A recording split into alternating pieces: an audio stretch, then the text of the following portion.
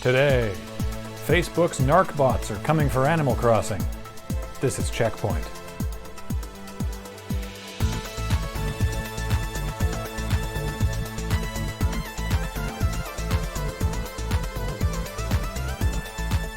Welcome to CheckPoint, a homogeneous spread you can use on toast and English muffins. I prefer bagels. Sure, but never on bagels. Agreed. CheckPoint DRM does not support bagels.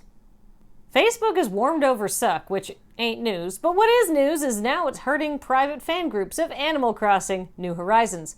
You see, Facebook's algorithm issues a strike when you talk about drugs, and if you're looking to buy or sell clumps of weeds in Animal Crossing, well, you'd best find a new marketplace. The owners of one of these private groups published a warning stating that you cannot make posts containing the word weed for fear of being caught by the sentry bots. Instead, please use creative words when you're looking to sling ganja, I guess. But can we agree on some terms first? I'll start. Weed is now hemp. Sticks are now stems. Iron nuggets are clank nugs. Star fragments are angel dust. And the duck formerly known as Molly will now be MDMA. The best part of the warning has to be the line, "We are sorry for the inconvenience as we also think that this is stupid." Mostly because I've never heard a single line sum up so much of what we talk about here at CheckPoint. Just to catch everyone up to speed, real quick, gaming publisher Nordic Games was founded in 2008. In 2014, they bought the THQ trademark and whatever THQ IPs hadn't sold at auction, and subsequently renamed their development arm THQ Nordic, renamed themselves THQ Nordic AB, and acquired a bunch of subsidiary studios. In 2018, they acquired Koch Media, probably not the one you're thinking of, and their publishing division, Deep Silver, who had themselves previously bought Volition, developers of Saints Row and Red Faction. In 2019, THQ Nordic did that AMA on 8chan, shoutouts to Mark, and parent company THQ Nordic AB renamed themselves to Embracer Group to avoid confusion. I mention all of this because last week, THQ Nordic and Koch Media, who both operate independently under Embracer Group's ownership, did a bit of a schoolyard trade of intellectual properties.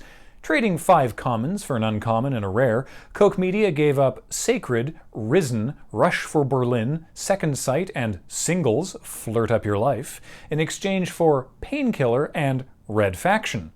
Which means that 9 years after THQ, the original THQ, said they were canceling the series, Red Faction is now one step closer to being back at home with its original creators, Volition, who are owned by Deep Silver, the gaming division of Koch Media, a subsidiary of the Embracer Group. Flowcharts will be available for purchase in the gift shop. Another e-racing event has attracted controversy. But don't worry, no one lost a sponsor or outed themselves as a racist. We wouldn't want that. Instead, it was just a spicy melange of classism, troll tactics, and good old-fashioned vengeance that turned the IndyCar First Responders 175 from an e-sport into a soap opera. You see, guest F1 racer Lando Norris aggressively challenged Graham Rahal on a corner, forcing Rahal to flinch and steer into Simon Pagenaud. Pagenaud was so livid he brake-checked Norris on a straightaway, causing Norris to run into him.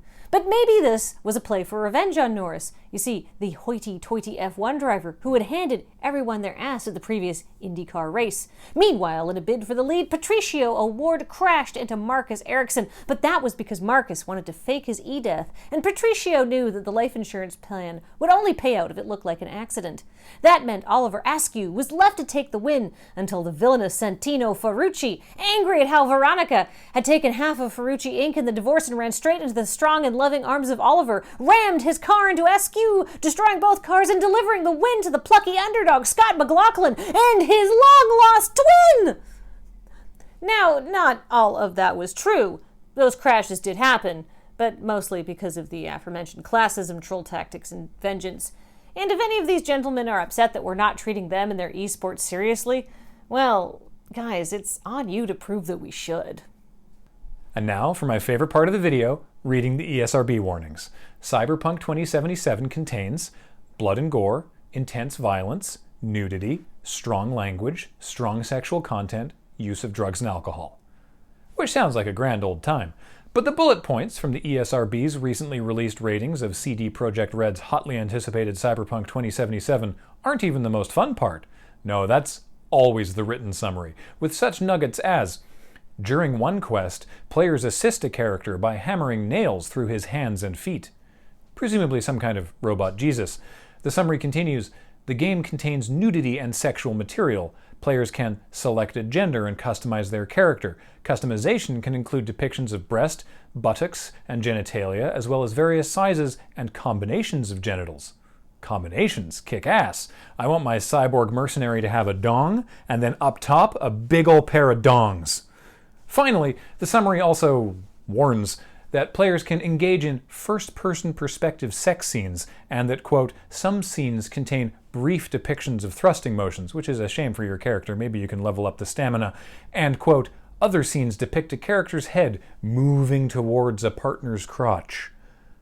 But it doesn't say what happens when the head gets there. It could be anything, especially if you've installed a frozen yogurt machine down there. Why is it every time that we discuss transhumanism, you end up wanting to install a frozen yogurt machine somewhere on your body? Sounds like the words of somebody who won't be getting any free toppings.